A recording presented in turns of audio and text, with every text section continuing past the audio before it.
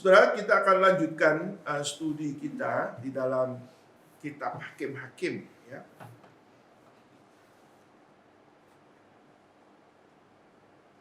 Saudara, hari ini kita akan melanjutkan pasal kedua.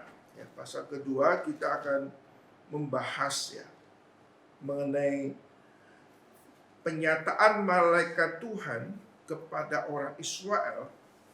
Ya, kita akan melihat bagian ini.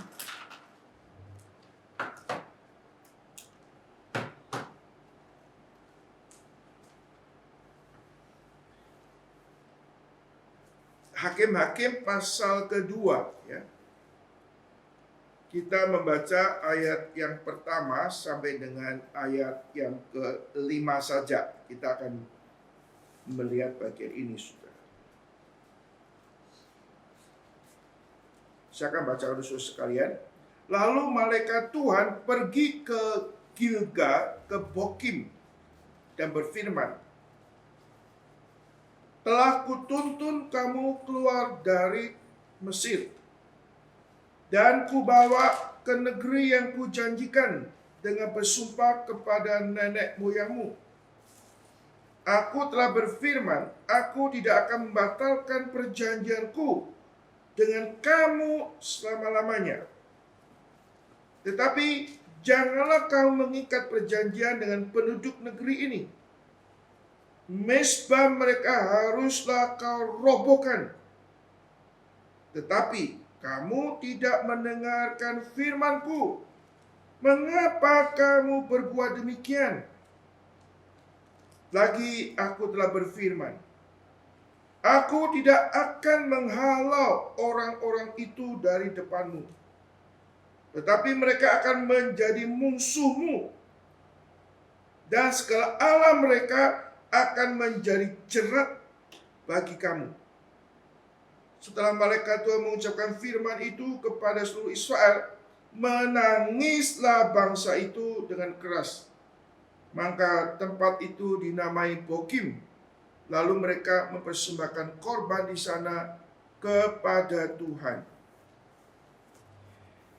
Saudara yang kasih Tuhan Yesus Kristus, di dalam pasal yang pertama kita melihat, saudara, bahwa orang Israel tidak melaksanakan firman Tuhan sepenuhnya. Mereka telah mendapat janji Tuhan bahwa Tuhan akan menyerahkan orang-orang Kanaan kepada orang Israel. Tapi kita melihat orang Israel tidak melaksanakan sepenuhnya. Akhirnya saudara, mereka tidak menghalau bangsa-bangsa di Kanaan itu. Bahkan akhirnya mereka ini membiarkan tinggal, bahkan menjadikan mereka budak mereka untuk melayani akan orang Israel. Dan ini semua keputusan ini, keputusan yang mereka lakukan sendiri tanpa minta pertimbangan Tuhan. Berarti saudara, mereka telah berbuat dosa di depan Tuhan. Saudara, ada dosa pasif, ada dosa aktif. Dosa aktif yaitu kita melanggar kebenaran Tuhan. Sudah tahu dilarang, tapi kita melanggarnya. Atau dosa pasif artinya kita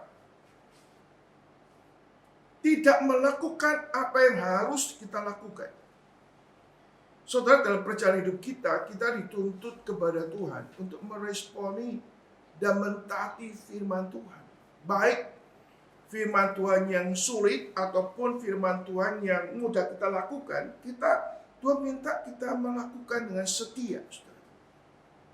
Dan saudara, kita melihat pasal pertama ini orang Israel tidak melakukan dengan setia.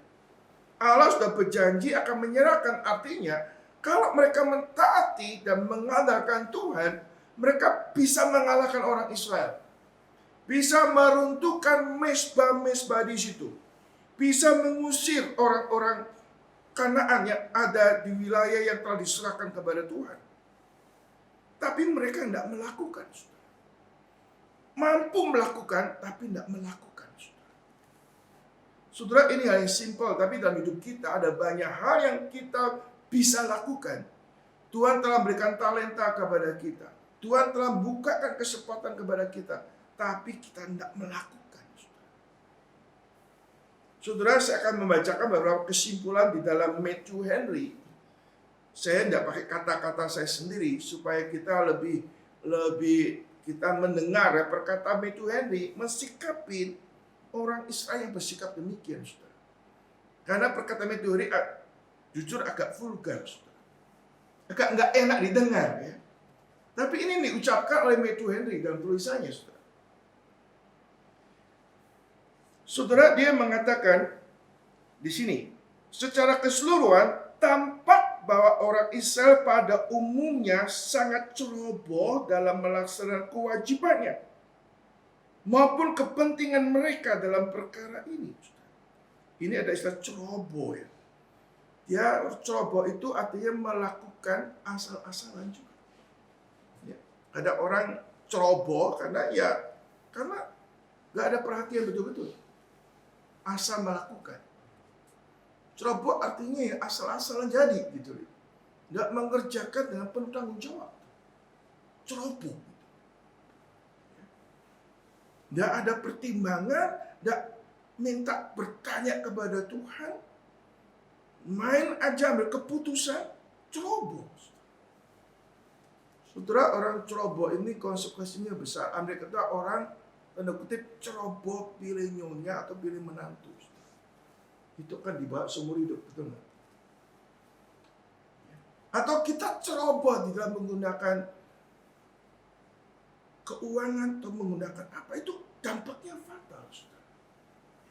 Nah ini saudara, ini Matthew ini mengatakan demikian, saudara.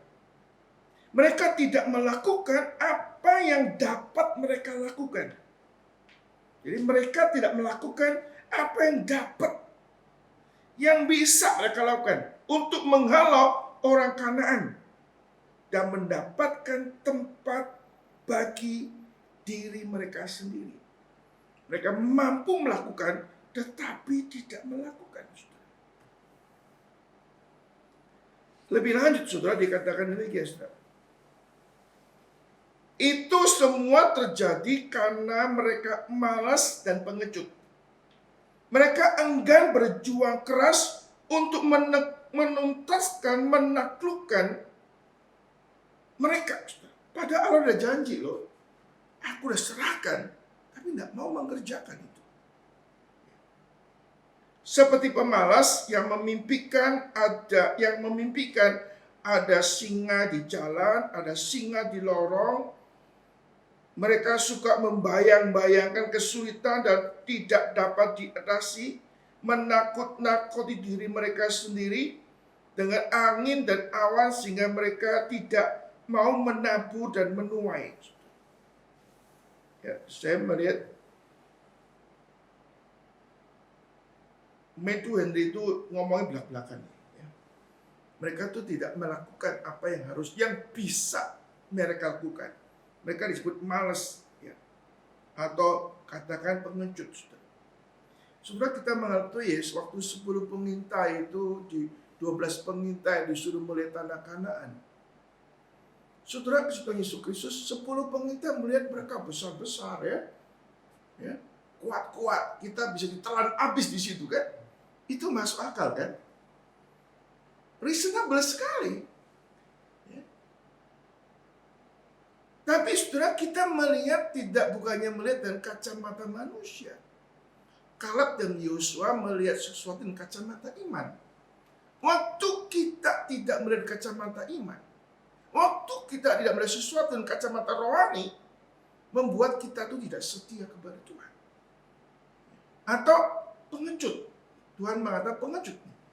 Ya. Malah akhirnya mempengaruhi yang lain. Mereka orang Israel memberontak kepada Tuhan.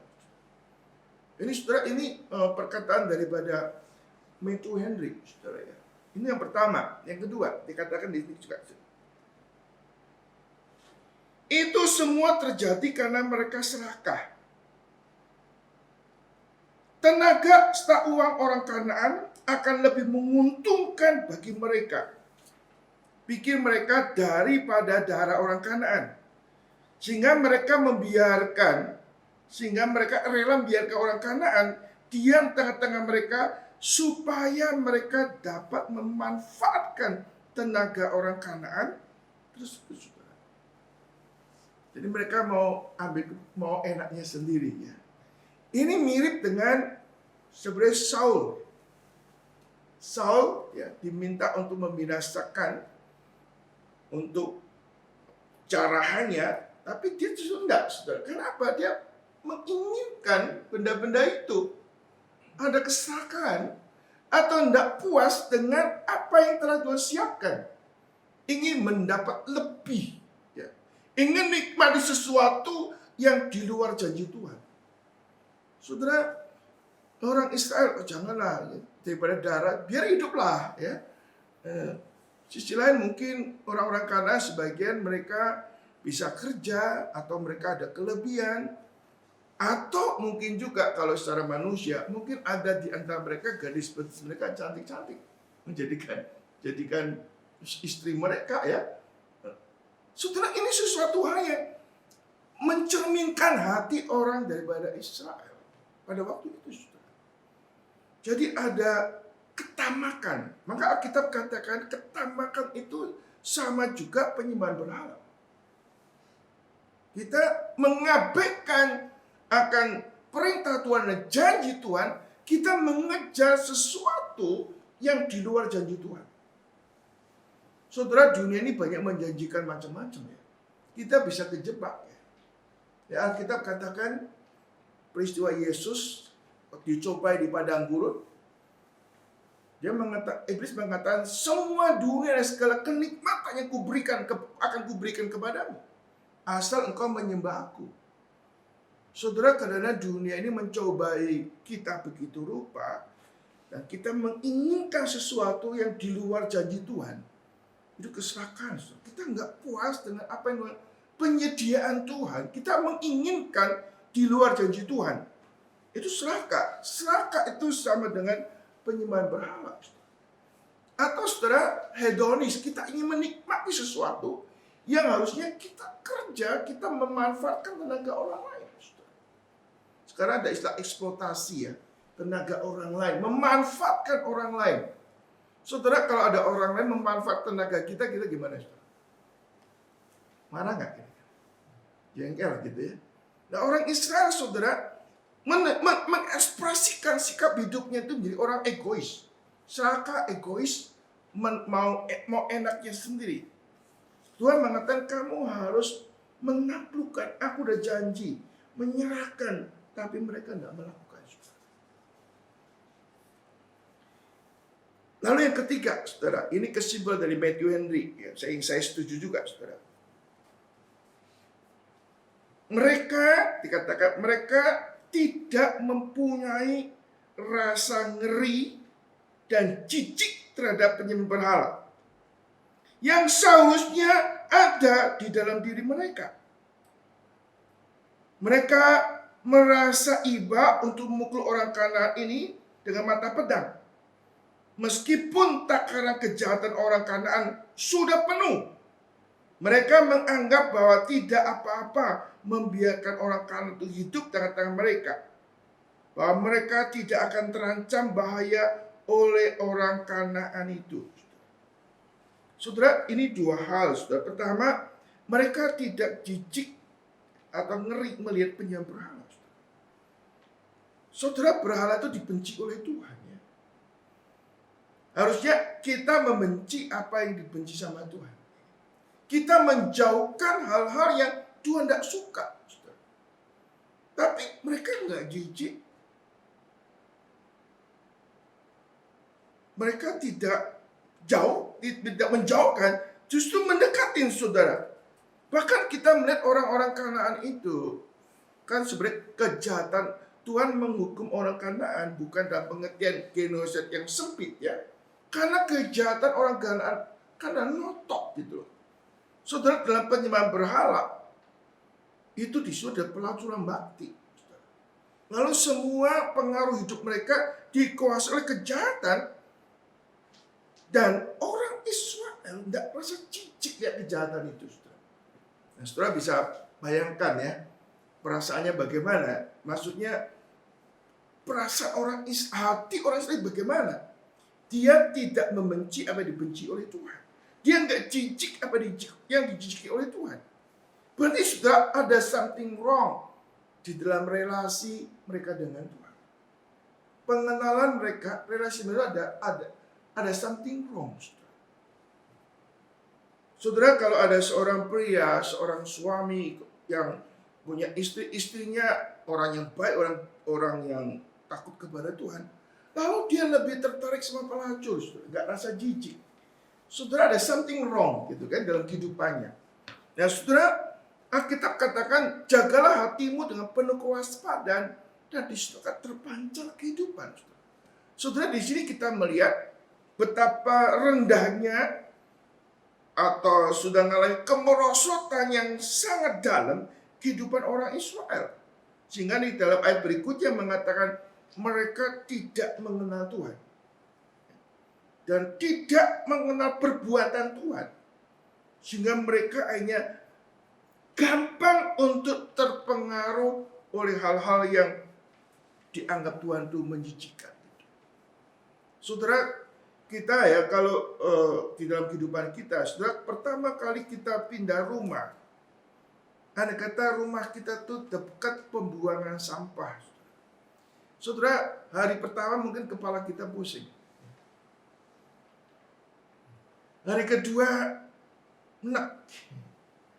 Hari ketiga, lumayan lah itu. Lama-lama kita tidur sama sampah tuh enggak rosok. Jadi saudara, dalam kehidupan kita, kejatuhan rohani kita ya saudara, tanpa sadar waktu kita pertama tidak jijik ya. Kita sudah tidak bisa membedakan mana yang baik, mana yang jahat. Lama-lama kita terbiasa dengan apa yang jahat di mata Tuhan itu. Saudara, kita lihatnya keterikatan orang Israel kepada penyembah berhala dan kehidupan orang-orang Kanaan itu sudah menjadi budaya mereka.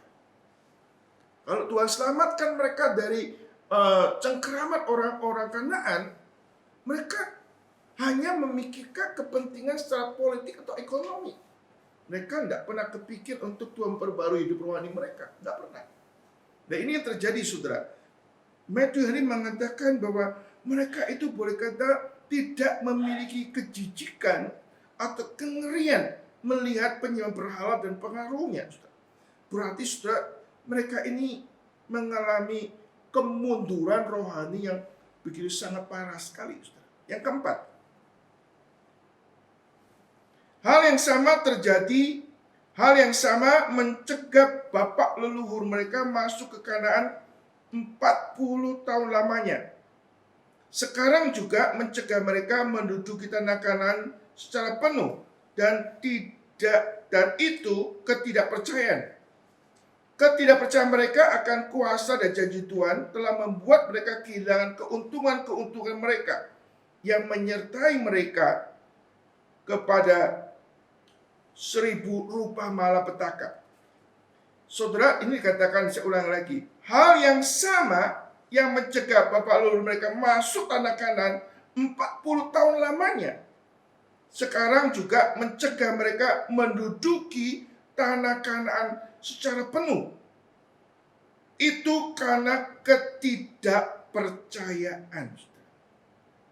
Saudara, kita melihat orang Israel karena ketidakpercayaan kepada Tuhan, mereka talunta-lunta 40 tahun di padang gurun.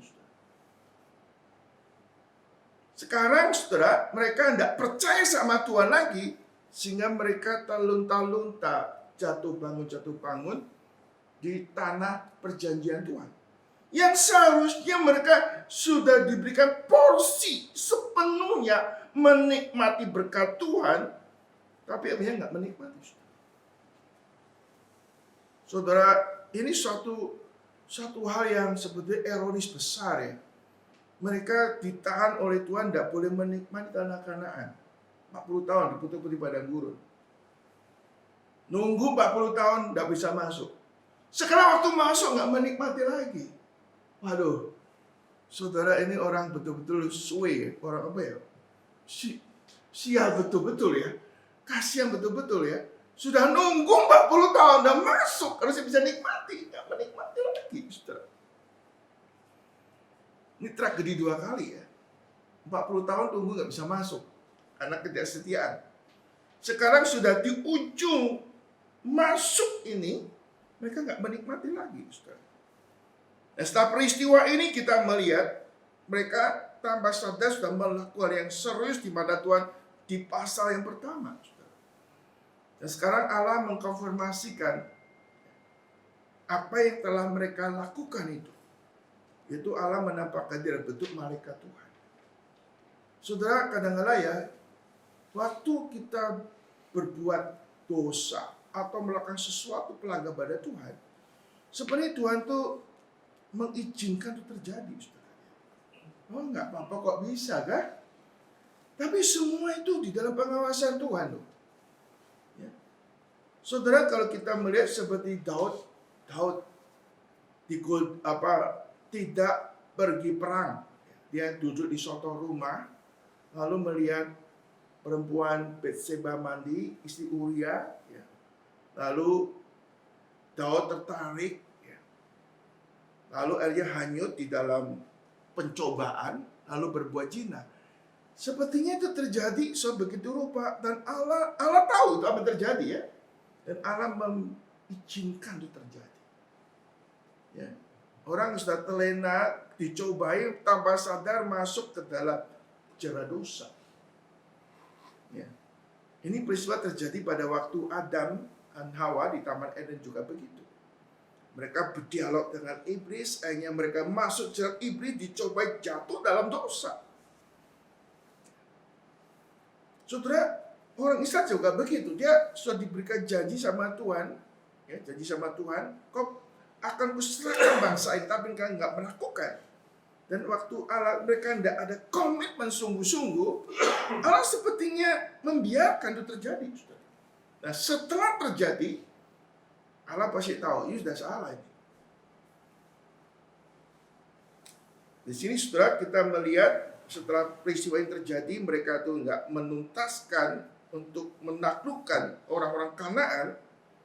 Maka sekarang lalu malaikat Tuhan pergi dari Gilgal ke Bokim dan berfirman. Setelah ini ada istilah malaikat Tuhan. Siapa ini malaikat Tuhan? Saudara, kita melihat pada waktu Yosua pertama kali masuk ke tanah Kanaan, kita melihat ada bala panglima tentara Tuhan menampakkan diri, kan? Nah, panglima bala tentara Tuhan itu menampakkan diri. Sekarang, saudara, ini ada malaikat Tuhan ini muncul lagi di sini. Siapa dia, saudara? Maka malaikat Tuhan, saudara, di dalam seorang David, namanya teolog David mengatakan, bukan David Tong ya, David lainnya. David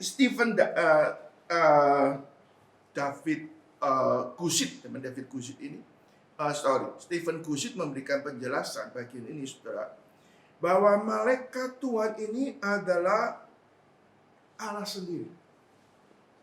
Kenapa pakai Allah sendiri, saudara? Di sini katakan,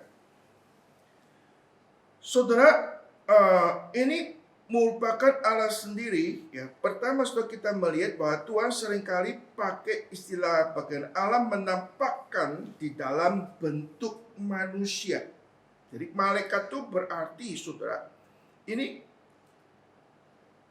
manusia, bentuk manusia bisa dilihat. Jadi kalau kita melihat dalam perjanjian lama yang lainnya, kita melihat waktu malaikat Tuhan ketemu si Abraham dan sebagainya, itu berarti itu Allah sendiri. Nah, kalau kita lihat konteks bagian ini, saudara, sini katakan, saudara, berfirman, aku telah kutuntun kamu keluar dari tanah Mesir. Aku, ya, ini orang mereka katakan, aku yang menuntun. Siapa? Tuhan yang menuntun sebetulnya. Aku yang menuntun kamu keluar dari tanah Mesir. Ku bawa ke negeri yang ku janjikan dengan bersumpah nenek moyang. Dan aku telah berfirman, aku tidak akan membatalkan perjanjianku dengan kamu untuk selama-lamanya, dan seterusnya. Jadi saudara, malaikat Tuhan ini adalah Tuhan sendiri. Ini yang pertama saudara. Yang kedua pengertian saudara, ini adalah Allah oknum kedua, yaitu Kristus dalam Perjanjian Lama saudara. Kenapa demikian saudara? Saudara, di dalam 1 Timotius pasal 1 ayat 17, Allah Bapa tuh digambarkan sebagai Allah yang invisible, yang nggak bisa dilihat. Ya. Coba kita lihat di dalam 1 Timotius pasal 1 ayat 17 ya.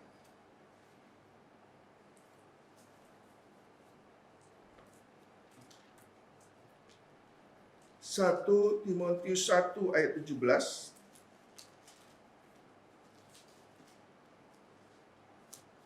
Silakan seorang baca.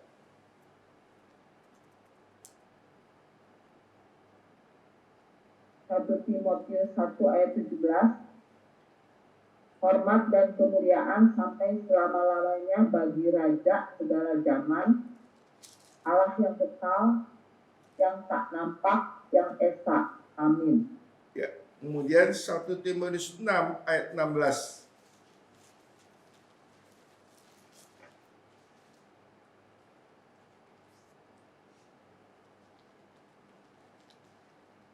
Dialah satu-satunya yang takluk kepada maut, bersemayam dalam terang yang tak terhampiri. Seorang pun tak pernah melihat dia, dan memang manusia tidak dapat melihat dia. Baginya lah hormat dan kuasa yang kekal. Amin. Ya, dari sini saudara, Allah oknum pertama tuh tidak pernah bisa dilihat. Ya. Tapi Allah oknum kedua adalah Allah yang menampakkan diri. Ya, ini kalau dalam bahasa di dalam bahasa Indonesia pakai istilah teofani. Allah menampakkan diri dalam bentuk manusia. Ya. Lalu Allah yang menampakkan diri bentuk manusia di dalam PB, Allah menampakkan diri dalam pribadi Kristus. Jadi ini pengertian dari bagian ini sudah baik. Jadi malaikat Tuhan itu adalah Allah sendiri. Ya. Jadi kalau kita konteks lebih luas, saudara, kita melihat maksudnya malaikat Tuhan itu pribadi Kristus. Ini berarti yang menyelamatkan orang Israel dari kuat dari tanah Mesir itu siapa? Kristus, sang penyelamat.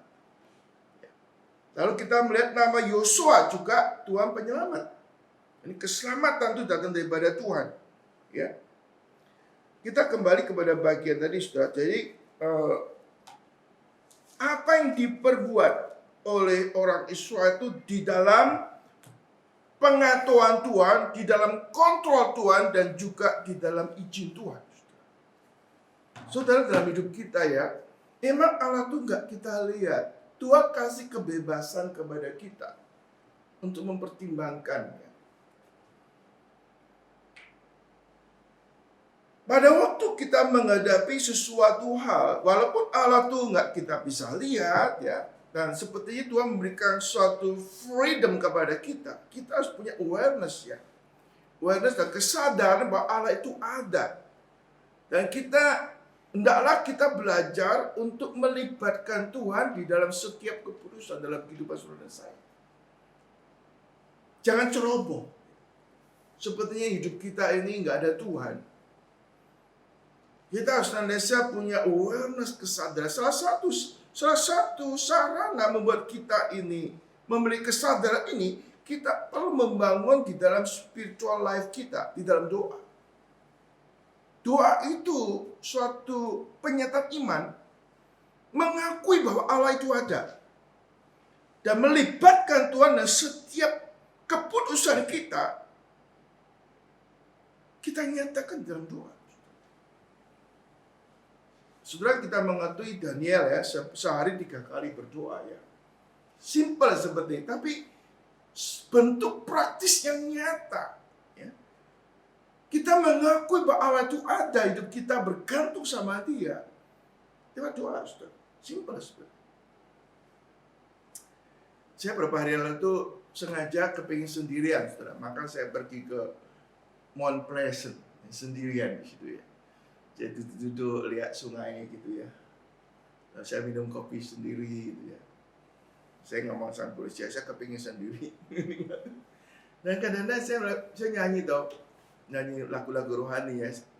Salah satunya lagu Yang Sings My Soul, My Savior God to Thee.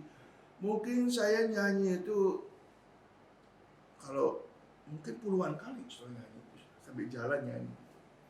Ya, orang sekitar lihat, biarin lah. Nyanyi terus pokoknya. Jalan sambil nyanyi ya, menikmati. Saya coba lihat bulan ya apa. Cuma saya ingin bagaimana ya mengagumi kebaikan Tuhan, sambil berdoa kepada Tuhan ya. Lalu muncul doa-doa yang lain, pokoknya menikmati kesendirian dengan Tuhan, saudara. Itu menjadi suatu hal yang penting dalam kehidupan saudara. Ya, kita kesempatan untuk membangkitkan kesadaran. Isinya berkatakan, hai jiwaku, ingat ada Tuhan di sini, ya kan?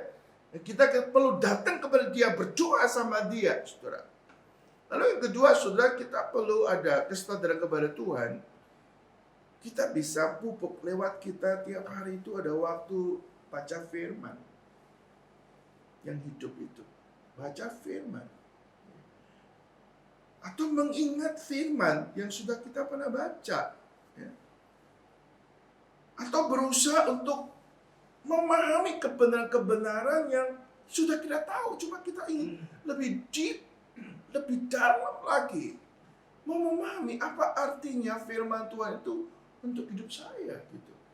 Bukan firman sekedar memuaskan intelektual kita, sekedar memuaskan keinginan tahu kita. Tapi apa yang bisa kita pahami di dalam bagian firman Tuhan itu. Saya tadi pagi ada menguji mahasiswa yang mau ujian mau buat skripsi ya. Temanya terlalu luas. Ini sebenarnya tema ini bisa ditulis kalau mau nulis betul-betul itu bisa 200-300 halaman itu belum tentu selesai. Padahal tuntutan untuk S1 itu cuma sekitar 70-80 lembar. Cukup buat itu.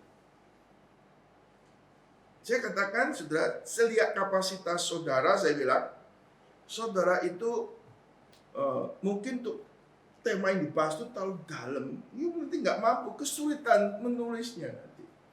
Atau you nggak ada waktu untuk nulis gitu. Waktu cuma setengah tahun atau 8 bulan. Ya, saya bilang, yuk perlu konsentrasi beberapa bidang aja dalam apa yang kamu mau tulis ini. Ini yang perlu. Jangan hanya yuk bahas semuanya, nggak ada pendalaman. So, dalam hidup kita, kadang-kadang kita perlu ada suatu pendalaman hidup. Dalam spiritualitas kita, kita sendiri banyak hal, kita lakukan banyak hal, tapi kita tidak growing. Kita perlu fokus dalam hidup kita ini. Ya, kadang-kadang kita perlu mengingat bagian firman, khususnya saudara-saudara kasih Tuhan Yesus Kristus. Orang Israel itu, ini kan sebenarnya belum lama ya, mereka keluar dari tanah Mesir ya. Mereka sudah menikmati kemenangan demi kemenangan, tapi saudara mereka ini tidak terlalu concern dengan apa yang Tuhan sudah lakukan. Ya, orang bilang hari ini tuh masuk kiri keluar kanan. Tidak pernah mendalami, tidak pernah meditate, merenungkan. Alkitab katakan, saudara, di dalam Yosua pernah mengatakan, renungkanlah firman Tuhan siang dan malam, bertindaklah hati-hati menurut hukum yang kau berikan kepada hamba Musa, supaya engkau beruntung kemanapun kau pergi. Artinya, saudara, firman Tuhan ini saudara bisa mengingatkan kita apa yang harusnya saya lakukan, apa yang harusnya saya nggak lakukan. Sehingga kita ada pertanggungjawaban kepada Tuhan. Saudara-saudara Tuhan Yesus Kristus, kita perlu memupuk kesadaran akan Tuhan dalam hidup kita ini. Ya. Kita lanjutkan saudara dalam bagian ini. Hakim-hakim ya. Aku telah kutuntun kamu keluar dari tanah Mesir dan kubawa ke negeri yang kutunjukkan dengan sumpah kepada nenek moyangmu. Aku telah berfirman, aku tidak akan membatalkan perjanjianku dengan kamu selama-lamanya. Ini Tuhan ingin menyatakan apa yang telah Tuhan lakukan dan apa yang telah Tuhan janjikan. Jadi apa yang Tuhan lakukan? Tuhan telah menuntun keluar dari tanah Mesir. Tuhan telah memberikan tanah yang dijanjikan. Bahkan Tuhan berkata, aku tidak akan membatalkan perjanjianku dengan kamu selama-lamanya. Jadi apa yang Tuhan lakukan?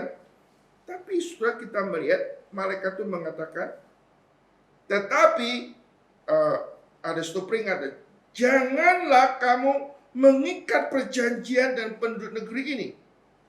Mezbahnya harus kamu robohkan. Jadi Tuhan, tetapi jangan mengikat perjanjian, mezbahnya harus kamu robohkan. Ini tetapi yang kedua. Tetapi kamu tidak mendengar firmanku. Mengapa kamu berbuat demikian? Sudah katakan ya. Jadi Tuhan itu mengatakan, jangan mengikat perjanjian mereka. Mezbahnya harus kamu robohkan. Tetapi kamu tidak mendengarkan firmanku. Mengapa kamu berbuat demikian? Artinya, saudara, mereka sudah tahu, tapi mereka melanggar, saudara. Ini maka ada dosa itu, ada dosa macam-macam ya. Pengertiannya dosa itu yang pertama tidak mencapai target yang Tuhan mau. Missing of target. Tapi juga ada istilah dosa itu pemberontakan kepada Tuhan.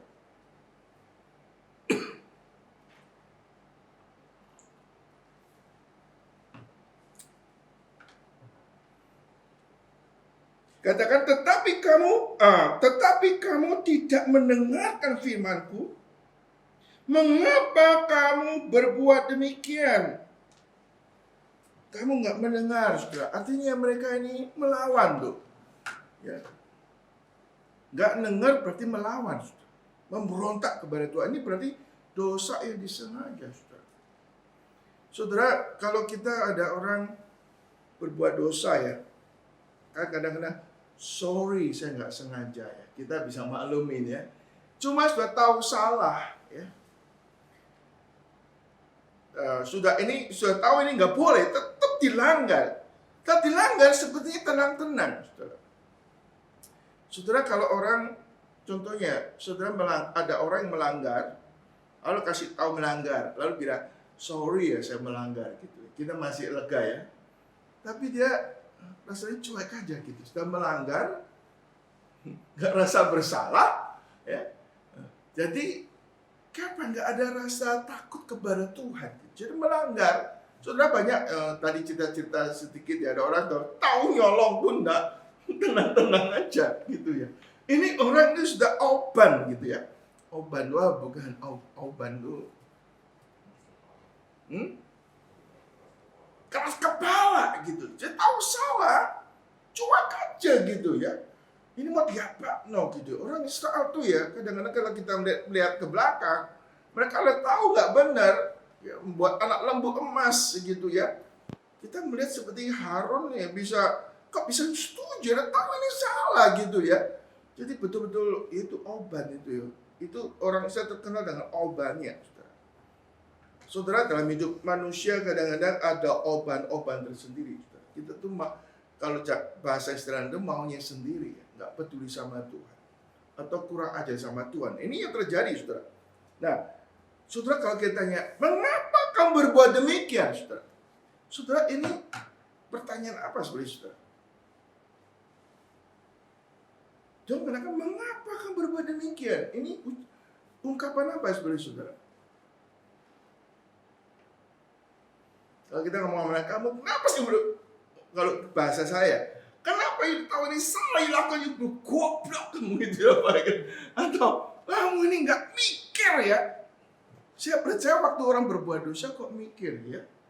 Tapi kok bodohnya kamu ya? Otakmu tuh di mana gitu? Otaknya di sini gitu. Atau hatimu tuh di mana? Kok nggak ada peri kemanusiaan? Kok adanya peri kebinatanan? Gitu. Jadi saudara, ini orangnya otaknya nggak dipakai dengan benar. Otaknya nggak dipakai seturut dengan standarnya Tuhan. Mengapa sih kamu kok demikian? Mau diapain lagi kamu istilahnya gitu ya? Saudara kesukaan Tuhan Yesus Kristus, ini pernyataan daripada malaikat. Mengapa kau berbuat demikian? Ini mirip perkataan daripada Tuhan pada waktu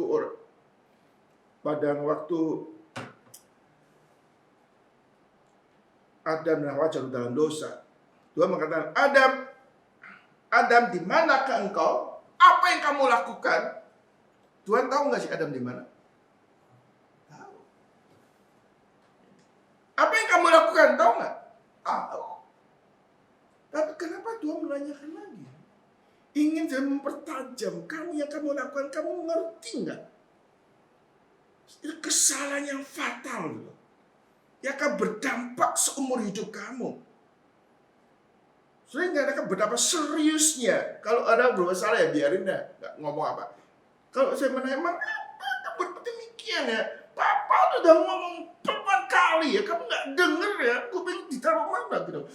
Gregetan gitu loh. Tuhan juga begitu. Sudah kita melihat, istilahnya, kamu tuh umat yang kusayangi, umat kesayanganku. Aku tingkat berjanji kekal, kamu kok teganya ya melakukan seperti ini ya. Jadi Tuhan ingin mengungkapkan, ini bahasa antropopatik ya. Tuhan ada mengapa ada rasa sakit dan penyesalan Tuhan ya. Melihat umatnya kok seperti ini. Aku udah tingkat perjanjian kekal dengan kamu. Aku udah selamatkan kamu. Aku udah siapkan tempat yang paling bagus untuk kamu itu. Kurang apa lagi aku baik gitu ya. Tapi kenapa kamu kok tega melakukan ini semua gitu. So, dalam bahasa hidup kita kadang-kadang kalau orang yang melakukan sesuatu itu nggak ada hubungan personal sama kita pun nggak terlalu mengasihi dia, ya mau apa ya terserah. Tapi ini umat kesayangan Tuhan. Maka kadang-kadang orang yang kita paling sayangin itu juga berpotensi saling membuat paling yang bisa membuat itu kita kecewa. Kalau kita nggak ada hubungan apa-apa ya mau apa-apa ya saya nggak apa-apa lah biarin, makanya gue pikirin lu gitu kan. Tapi karena kita sudah tanda kutip investasi mengasihi dia, anak tuh aku melahirkan kamu, membesarkan kamu, gede no kamu. Aku udah siapkan juga rumah untuk kamu, pekerjaan untuk kamu, semua wariskanku ku berikan semua untuk kamu. Tapi kamu kok konyol amat sih. Maka saudara kandung Yesus seperti perkataan Matius tadi, kamu tuh apa? You mengkhianati, pengkhianatan. Pengkhianatan itu berarti orang dalam. Orang luar tuh bukan pengkhianatan. Orang dalam tuh baru bisa mengkhianati. Ya. Jadi orang dalam sendiri itu seperti Yudas tuh orang dalam sendiri menjual Yesus gitu ya. Di sini sudah Islam mengapa kau berbuat demikian ya? Kok tega amat? Atau ini banyak bahasa yang kita bisa ungkapkan. Lalu sudah kemudian dikatakan, lagi aku telah berfirman. Nah ini sudah ini yang nggak enak nih. Aku tidak akan menghalau orang-orang itu dari depanmu. Saudara, ini suatu perkataan yang sangat dalam sebenarnya. Aku tidak akan menghalau lagi. Tetapi mereka akan menjadi musuhmu. Ini seperti Tuhan memberikan istilah apa ya? Duri dalam daging. Tapi yang boleh kata ini memberikan, dikatakan, aku tidak akan menghalau engkau dari depanmu. Tetapi mereka menjadi musuhmu. Dan segala Allah mereka akan menjadi jerat bagi kamu. Saudara, ini bentuk, saudara, suatu disiplin Tuhan. Disiplin Tuhan bukan karena Tuhan itu membenci orang Israel. Karena kasih-Nya yang diikat oleh kesucian dan keadilannya, Allah harus mengerjakan ini, saudara. Aku tidak akan menghalau mereka di tengah-tengah kamu lagi. Kamu yang sudah mengizinkan mereka masuk, sekarang aku tidak akan menghalau mereka, bahkan mereka jadi musuhmu. Dan ilah mereka dijerat tim kamu. Saudara, kita melihat adanya konsekuensi dosa. Saudara, kita berbuat dosa, Tuhan mengampuni kita, atau sisi lain, kalau kita mengaku dosa, Tuhan mengampuni kita. Atau Allah itu Allah yang setia dari janjinya, walaupun kita tidak setia, Allah tetap setia. Tapi ingat saudara, konsekuensi dosa harus kita tanggung. Mertang-mertang ada merta jangan pikir kalau Tuhan mengampuni nggak ada konsekuensi dosa. Atau Allah yang setia, dia tidak akan berubah setia walau kita nggak setia. Bukan berarti nggak ada konsekuensi. Ada konsekuensi yang harus diterima, saudara. Konsekuensinya bukan Allah itu membenci kita, tapi Allah terikat dengan kekudusan dan keadilannya. Maka ada konsekuensi dosa yang harus diterima oleh orang Israel. Dan konsekuensinya apa, saudara? Di sini, saudara. Aku tidak akan menghalau mereka. Ia akan memusuhmu. Ya. Dan berhala itu dicerak. Dan itu terjadi selama zaman hakim-hakim. Dan ini akan berlangsung sampai hari ini. Artinya, saudara, Allah mengampuni kita. Allah yang setia tidak akan meninggalkan kita atau membatalkan kesetiaannya. Kalau dalam istilah reform ada ya perseverance of the saint. Keselamatan tidak bisa hilang. Allah memberikan anugerah keselamatan.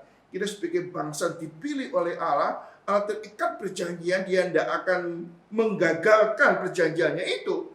Tapi ada konsekuensi logis yang harus kita terima. Khususnya orang Israel di sini, saudara. Kita melihat akhirnya itu akan menjadi musuh. Akan membuat orang Israel tidak pernah tenang jiwanya. Lalu dikatakan juga berhala itu akan dicerat. Jerat itu ada unsur mengikat, saudara. Dijerat ya. Jerat itu tetap namanya negatif, dijerat ya. Orang itu ada diperbudak, dikuasai gitu ya. Nah, kita melihat di dalam sepanjang khususnya dalam kitab Hakim-Hakim itu berulang-ulang kali terjadi. Allah dalam kesetiaannya, saudara, waktu mereka berteriak sama Tuhan, Tuhan menolong mereka dari hakim-hakim. Tapi kemudian mereka jatuh lagi. Dan jatuh lagi dan jatuh lagi itu juga di dalam kontrol Tuhan. Dan juga di dalam disiplin Tuhan. Ya, ada usaha kontrol dan disiplin Tuhan. Itu terjadi memang Tuhan mengizinkan itu terjadi. Allah nggak mencegah itu terjadi, membiarkan terjadi. Dan itu sebagai wujud disiplin Tuhan.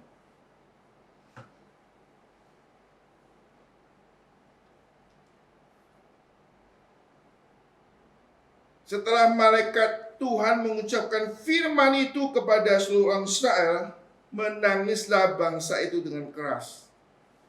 Ya, menangis saja sudah, menerima nasib. Ya.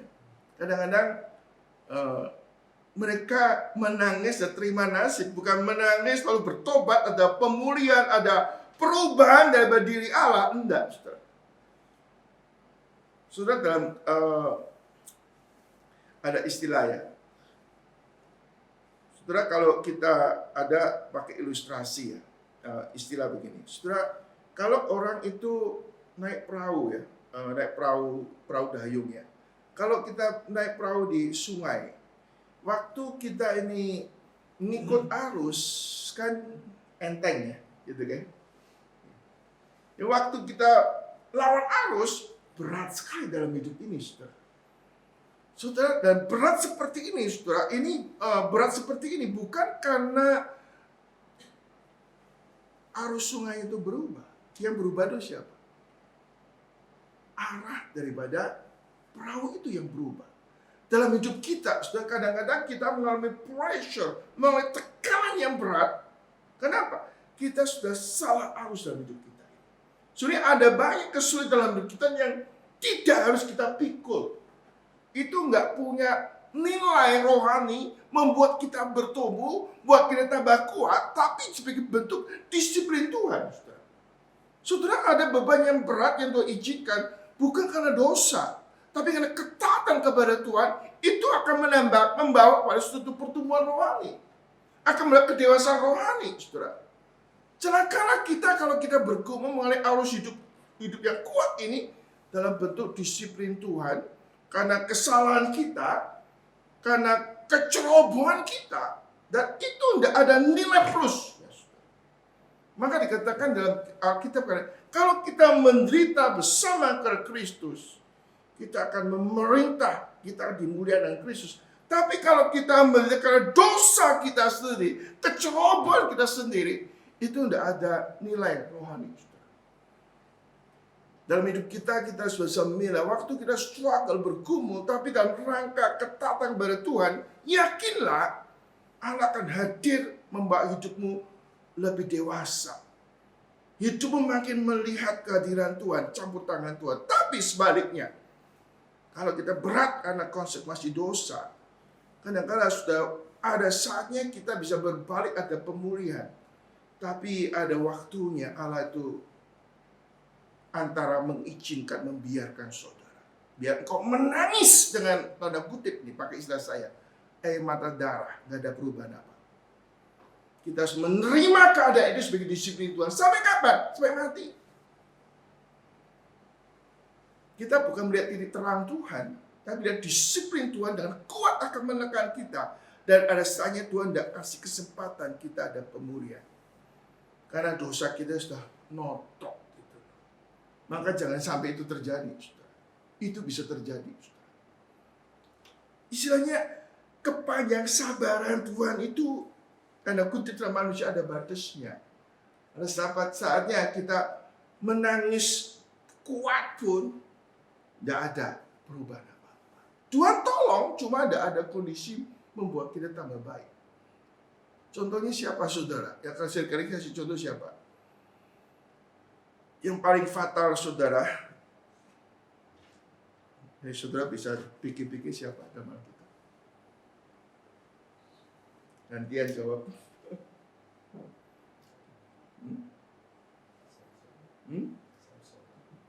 Samson. Siapa lagi? Samson waktu dia mati ya, dua tiang besar itu hancur. Yang mati waktu itu lebih besar daripada yang dibunuh waktu itu. Tapi konyol sekali, dia harus mengalami kondisi seperti itu. Dalam Alkitab contohnya kayak saya seringkali pakai contoh Lot. Lot tuh sangat tragis hidupnya. Dia orang benar loh. Tapi saya satu kondisi dia sudah terikat dengan pola hidup yang membuat dia nggak bisa lepas, dijerat dalam hidupnya. Setelah lagi Salomo, saudara. Salomo terjerat dengan kehidupannya. Dia orang yang multi talent, orang hebat sekali. Tapi akhirnya betul-betul sangat tragis hidup. Nah, itu lebih contoh-contoh, saudara. Nah, dalam bagian ini sudah dikatakan, saudara, malaikat Tuhan tuh kasih peringatan. Dari peringatan yang membuat mereka harus terima nasib mereka. Dan jangan sampai hal ini menimpa kehidupan kita. Jangan sampai peringatan itu sudah jelas. Sudah tidak ada opportunity. Nah, di dalam Kristus, saudara, keadaan apapun kita ada hope. Kalau kita bertobat kepada Tuhan, masih ada hope. Ada belas kasihan Tuhan. Ya. Penjahat di kayu salib pun the last, waktu terakhir Allah menerima dia. Ya. Nah, kita melihat ada satu belas kasihan Tuhan di belakang semuanya ini. Tapi di sini suatu peringatan bagi kita ya, bahwa di dalam hidup kita harus ya, bagaimana hidup terus menyadari keberadaan Tuhan dan menghormati Dia. Nah, setiap perbuatan dosa jangan pikir kalau saya mengaku dosa semua selesai. Tuhan mengampuni kita, tapi konsekuensi dosa kita harus terima. Dan waktu kita bertobat, kita jangan jadi orang bebal, terus berbuat dosa. Akhirnya pada saatnya, tanda kutip sepertinya, kesabaran Tuhan itu ada batasnya. Walaupun sebenarnya nggak ada batasnya. Secara manusia itu ada batasnya. Jangan sampai melewati sesuatu sehingga kesempatan untuk berubah Nggak ada lagi. Saya ada banyak peristiwa ya yang saya sendiri sedih. Tapi ya harus jalankan itu, saudara. Menghadapi ada beberapa orang yang harus terima disiplin Tuhan. Ya keadaannya ya harus terima realita. Ya. Ada perubahan yang akan baik. Bahkan orang sudah reputasinya habis, orang nggak percaya sama dia lagi. Ya hidup ya sudah kayak flat, nggak ada perubahan, nggak ada harapan sepertinya. Walaupun di dalam Tuhan masih ada harapan, tapi secara realita yang kelihatan itu ada disiplin Tuhan sudah mencapai puncaknya sehingga orang itu sebenarnya nggak ada mungkin diperbaiki lagi. Dan kita tidak bisa menghakimi bisa diperbaiki lagi. Seperti Yudas juga sudah dapat kesempatan yang paling baik ketemu Yesus. Bisa mendapat guru yang paling baik, kesempatan yang paling baik. Tapi dia tidak guna kesempatan itu dengan baik. Maka dia malah akhirnya menjual Yesus. Membuat dia akhirnya hidup di dalam kesia-siaan. Ya, harap itu nggak terjadi dalam kehidupan saudara saya. Tapi ini sudah peringatan, itu pernah terjadi di dalam sejarah.